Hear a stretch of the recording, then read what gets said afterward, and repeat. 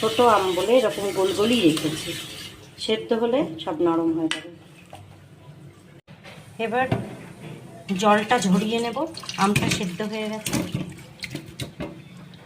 একটু নেড়ে চেড়ে নেব। দিয়ে দেবো সরষে রাখা আমগুলো, দেবো লবণ,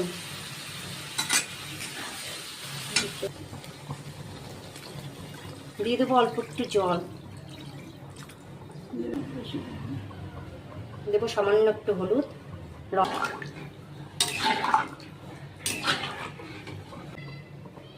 দেবো চিনি,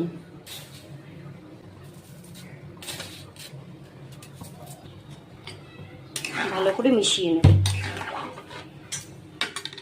গরমের দিনে আমের টকটা বেশি ভালোই লাগে খেতে।